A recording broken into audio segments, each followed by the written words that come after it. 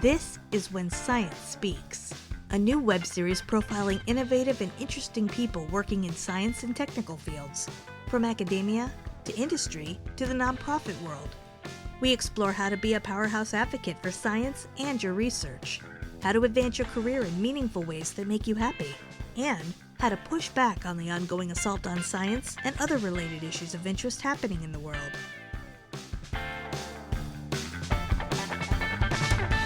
Hey everyone, it's Mark Bayer, and you are tuned to When Science Speaks.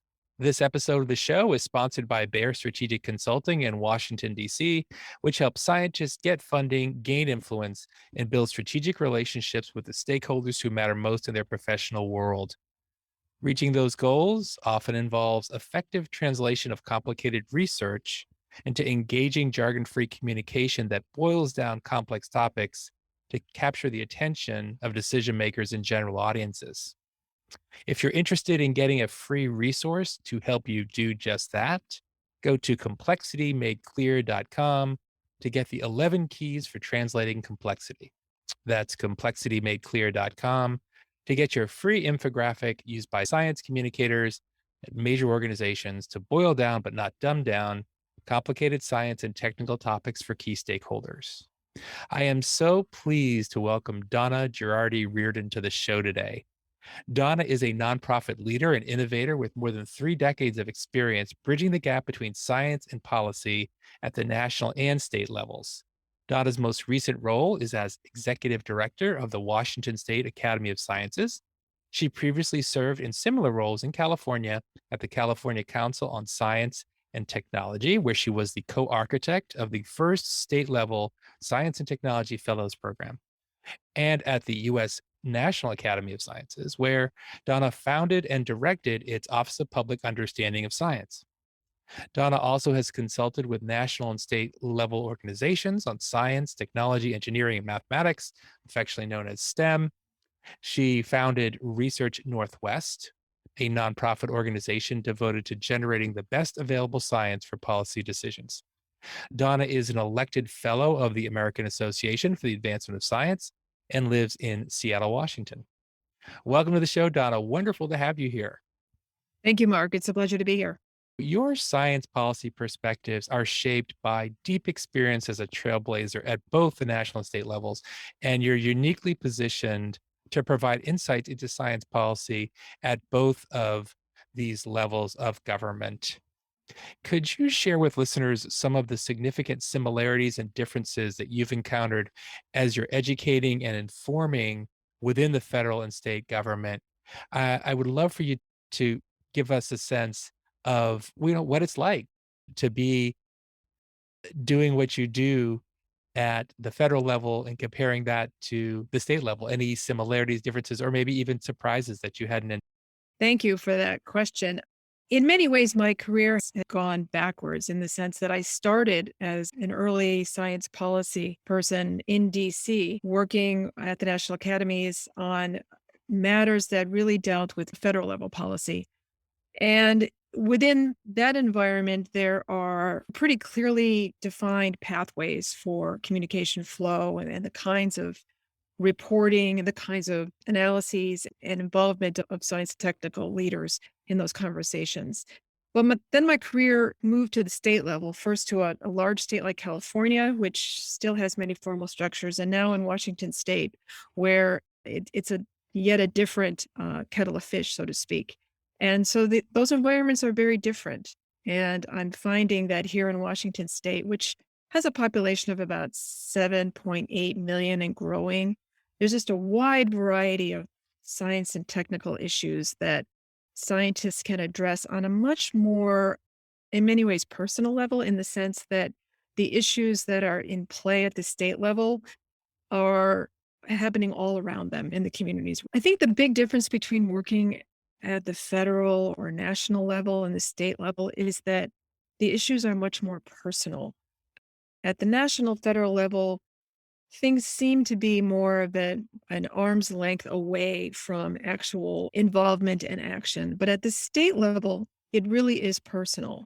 And Washington State in particular, for any issue that my organization is involved in, there is a wide array of stakeholders who pay very close attention to what is happening at the policy level.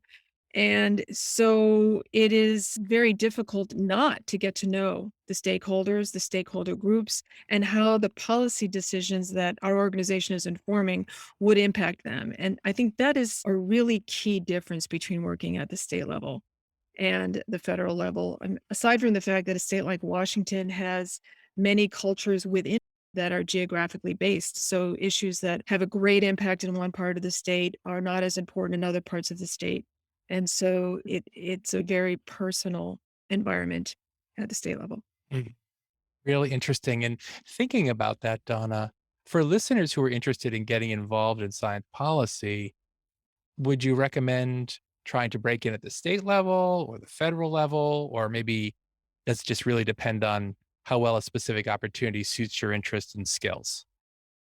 I think it really comes down to the latter, where an opportunity fits one's interests and skills. Like certainly there are many wonderful opportunities to begin one's career in science policy at the federal level through any number of science and technology fellowship programs that place people with science and technical backgrounds in federal agencies and congressional offices, and even at lots of opportunities in the executive branch, including the State Department. But if people are interested in, I think, more real time, space based and issues, I think the state level is also a good place to start.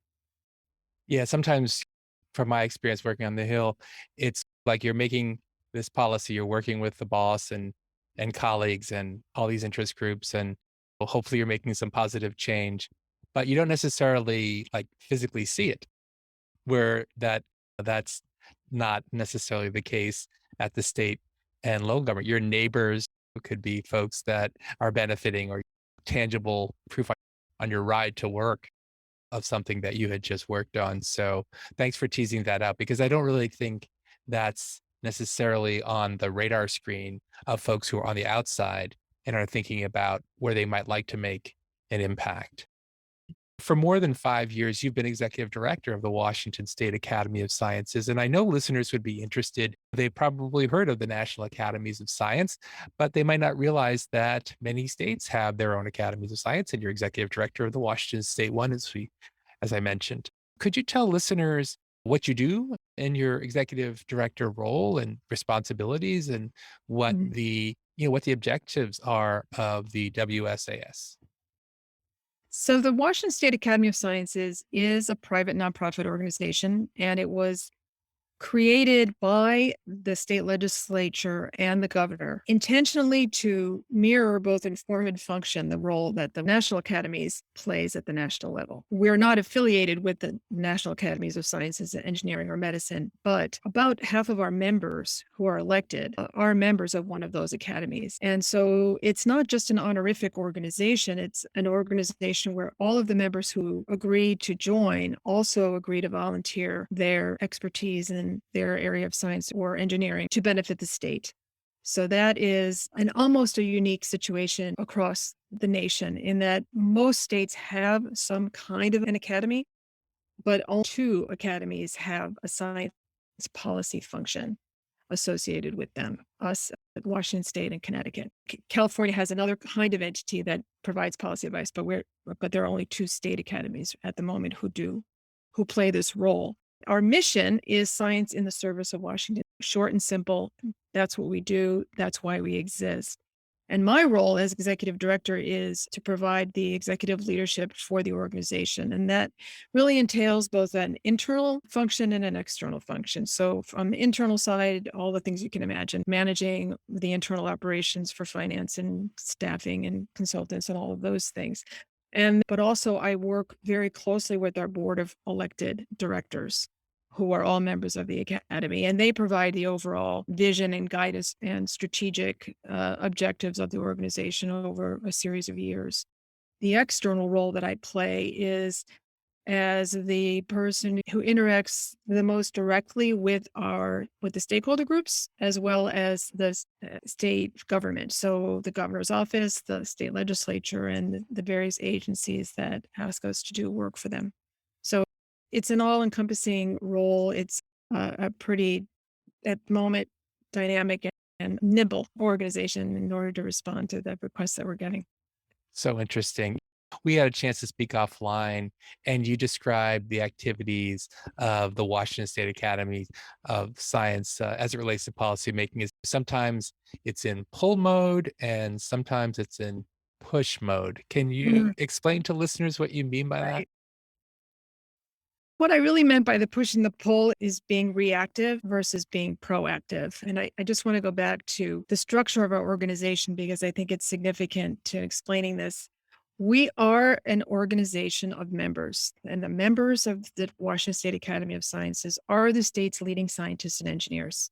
They are the senior researchers in the universities, in the Pacific Northwest National Laboratory, and the leading science and technical industries in the state. They're committed to our mission of science in the service of Washington State. Because of that, we are able to put together committees of experts to address specific issues that we're asked to do by the state. So that's the reactive mode where we are responding to specific requests from the state government, the governor's office, state agencies, and the legislature to look at specific issues. But that group of people, as you can imagine, also have incredible expertise that they can bring into policy discussions that may be just beginning. And the way I like to describe it, have the experience and the expertise to see where the puck is going and where there may be opportunities in Washington State for our elected officials and our appointed officials to know where the opportunities are going to lie in the near and even the longer term. And so that's what I mean by the push and the pull. We're asked to do things and be reactive, but we also want to be able to have informed and insightful discussions with policy leaders about be proactive about where the opportunities lie for the state. Really, that's fascinating. And so important.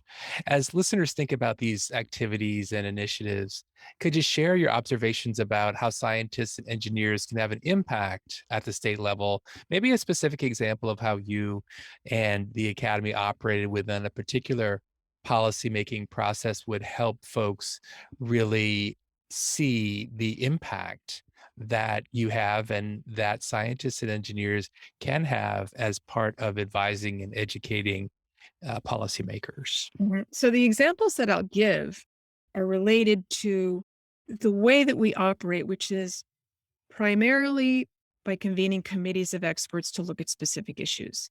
We don't generally actually try to avoid having individual experts give advice about something. So it's in the context of convening experts across the range of disciplines that can bear on a specific issue. One example, there's an iconic species of whale out here in the Pacific Northwest, in one particular, and it's called the southern resident killer whale. It's a very small and actually shrinking population of orcas. And there was a lot of concern about what could be done to improve the chances of the population growing. So the governor had a task force on the southern resident killer whale that came up with some recommendations, but also a call for needing to know more about a certain area. And that area had to do with the impact of underwater noise and disturbances on this whale population. And there was a lot of research that's been done about the impact of noise on whales, but there was disagreement among the stakeholder groups about the best science that could inform decisions related to that. Specifically, how the commercial whale watching operate activities should conduct themselves during the seasons, especially during the seasons when the southern resident killer whale population is in a certain part of the Puget Sound.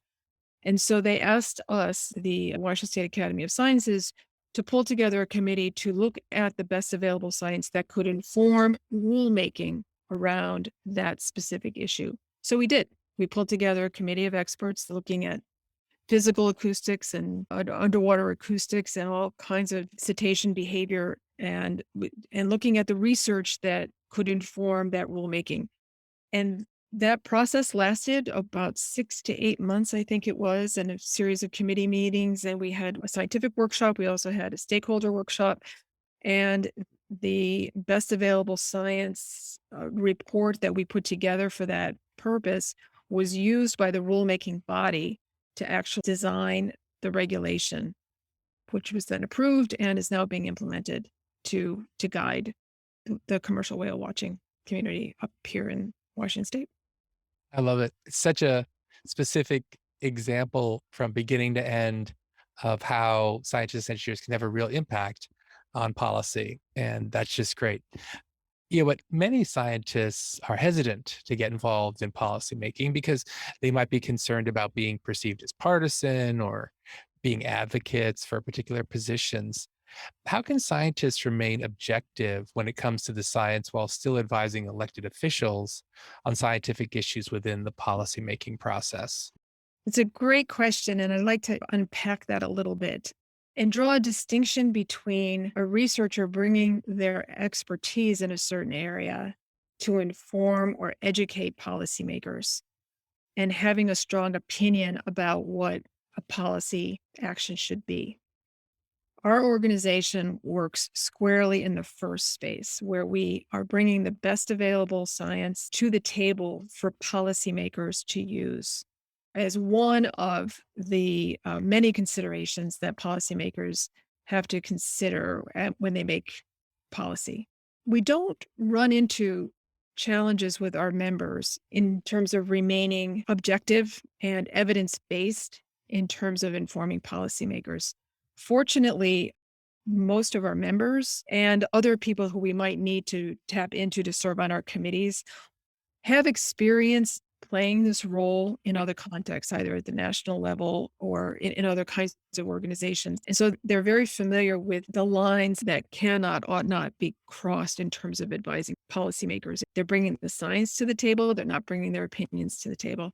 It's not to say that they don't have opinions or they don't have biases, but we have processes in place to identify what those potential biases or conflicts of interest could be.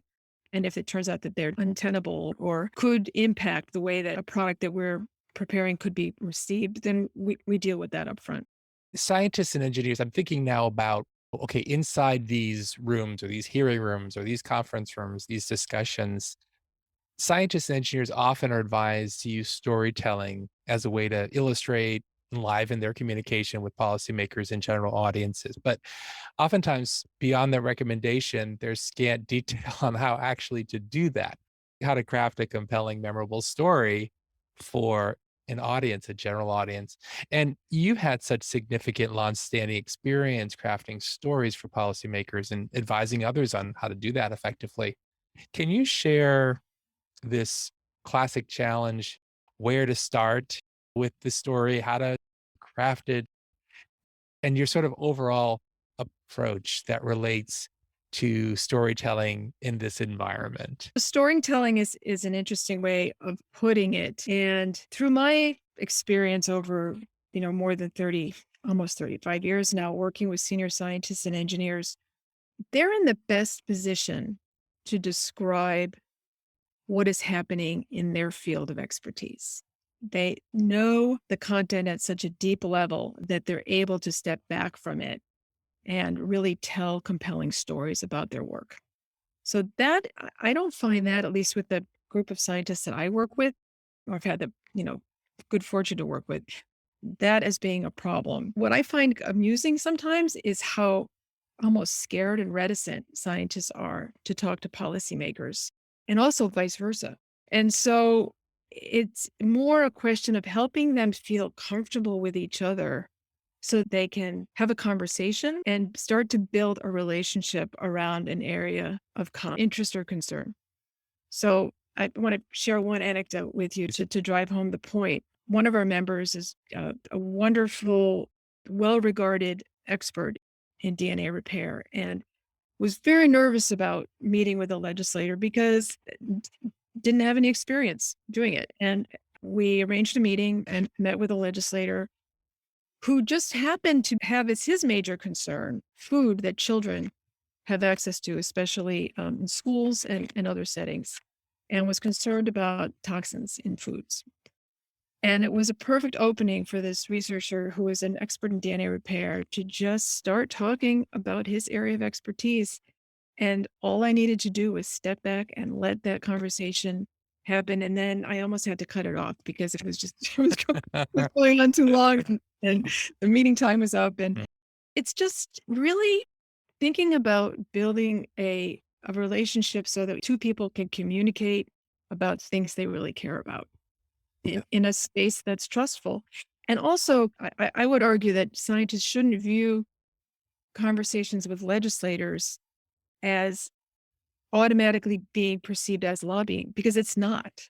It's bringing expertise, it's bringing information to someone who needs to have that information to make a policy decision. That's a very human endeavor and activity than being a lobbyist or lobbying for something. Sure. Thanks for making that distinction, Donna. And there are two things that you mentioned. I just want to follow up a little. One, I just want to highlight use of the word build a relationship. Mhm. So, it's not just a one-off interaction, perhaps. And maybe the scientists that become, of course, a resource. That's if you get pulled in to these things. And the other thing you said that was really particularly striking was sometimes the legislator is uneasy about talking with the scientists. And Mhm. that's not something that I think most people would anticipate. They could understand the scientists feeling a little bit uncomfortable, as you said, never done it before, may have some preconceptions on what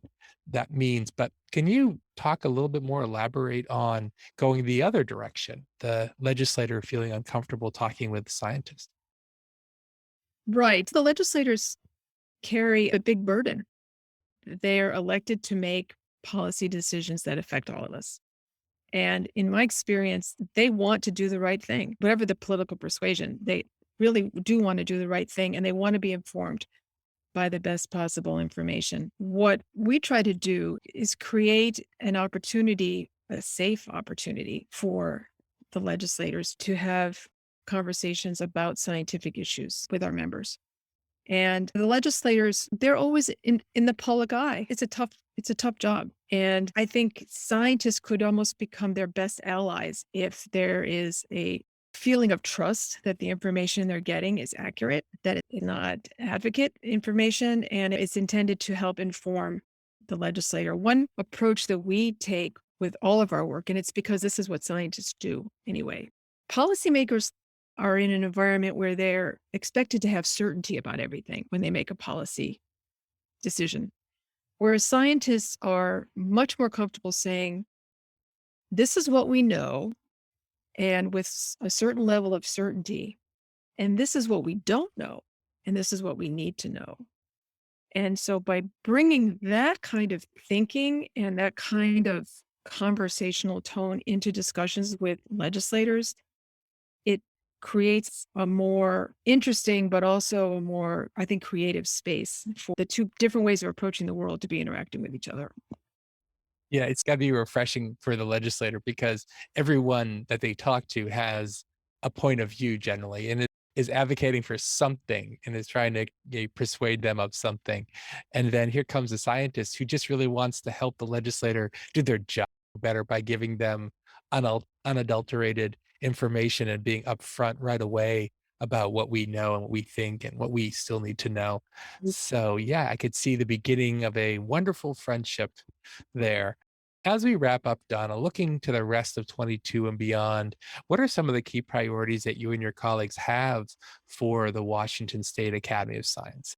It's funny you should ask that now because we're in the middle of a strategic planning effort right now. And we've made progress on raising our visibility. There's two things. One is to increase the engagement of our members. We're about 360 members strong right now and growing. And so there's no end of interesting topics with scientific or technical elements to them that our members can get involved in service to Washington State. So engaging more of them and helping more of them be comfortable in working in this environment. That's one priority. Another is increasing our visibility among the wide variety of elected officials and state government, the governor's office, state agencies, and the legislature, and moving into areas where we haven't had as much of a presence yet. Expanding our work in the natural resources areas, big issues out here in Washington State relate to water, salmon habitat, salmon recovery, wildfire, and resilience in the face of climate change, but also issues related to decarbonizing our transportation system and our built environment, and improvements and innovations in our agricultural system. It's a very complex economy out here. And so we're looking to play a bigger role in bringing the best available science and technology to a wide array of issues. Not and I didn't even talk yet about, or I probably don't have time to talk about, the wide array of education and health and behavioral health issues, and are so important to the state. Yeah, so true. Donna Gerardi Riordan, thank you for taking the time out of your schedule. Such a packed agenda now and into the future, and really informing and educating policymakers with the best available data is just so key to everything that affects us as far as policies. So thank you for doing what you do, and also for being here with us. Thank you very much. I've enjoyed it very much. And listeners, thank you for being along on this episode of When Science Speaks. And I hope you will be back next time for the next episode of When Science Speaks. Thanks for listening. Be sure to click subscribe. Check us out on the web at whensciencespeaks.com, and we'll see you next time.